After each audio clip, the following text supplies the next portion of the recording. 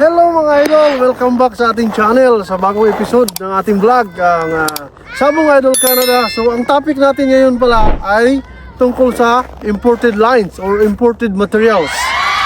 So ang tanong dyan, worth it ba kung kukuha tayo ng mga imported lines? So yun yung tatalakayin natin sa episode na ito. Pero bago yan, magsa-shoutout muna tayo sa ating mga idol dito sa ating vlog. So ito yung natin, nililista ko para hindi ako makakalimot. So shoutout nga pala kay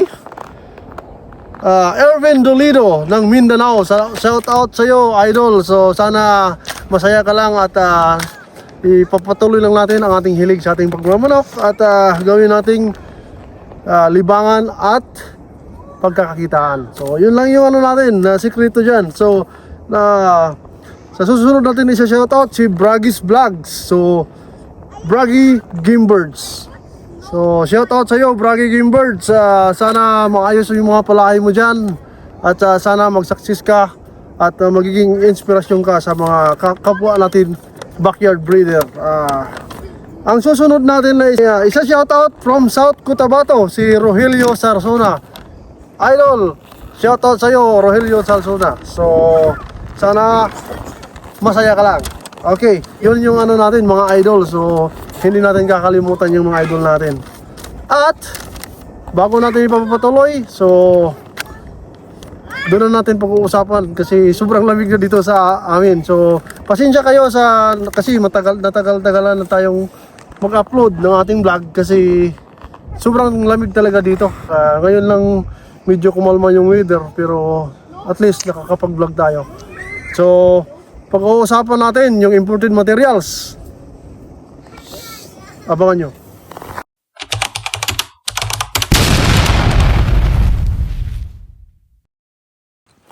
Hello mga idol, kumusta kayong lahat? So ito yung natin. Bala ko sanang magtayo ng farm dito. Dito ko ilalagay yung mga manok natin. Kaso baka kinaumagahan puro na matigas yun. Wala nang gagalaw sa mga manok. So hindi pwede talaga dito. So ang natin ngayon, papakita natin itong mga imported lines. Ito yun sila.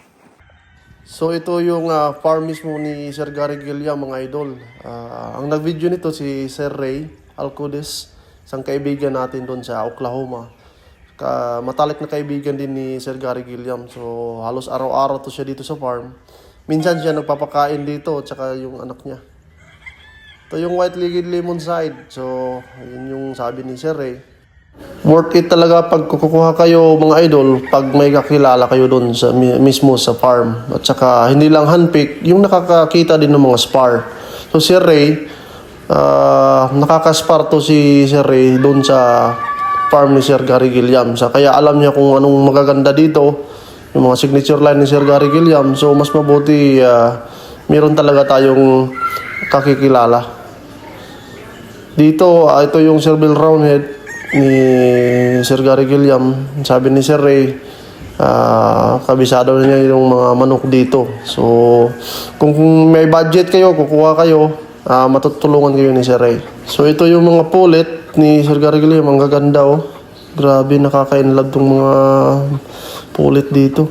So, advantage talaga pag may kakilala kayo mga idol.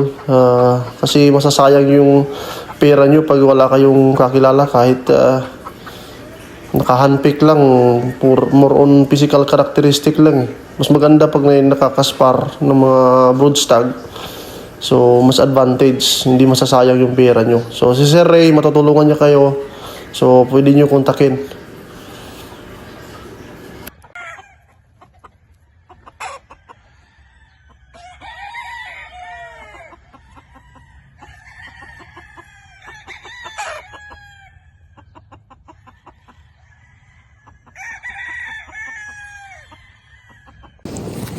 So yun lang mga idol, yung natin, yung vlog natin for today. So yung mga hindi pa naka-follow, please, yung mga bago lang sa ating channel, please like and subscribe po para ma-update kayo sa ating channel, sa konting channel natin.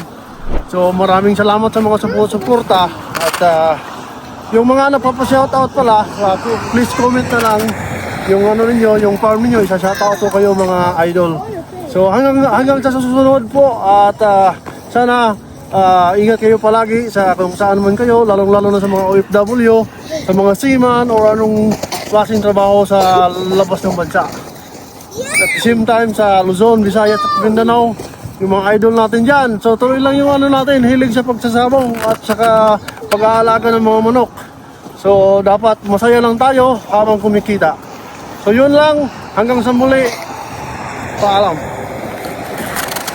Thank you.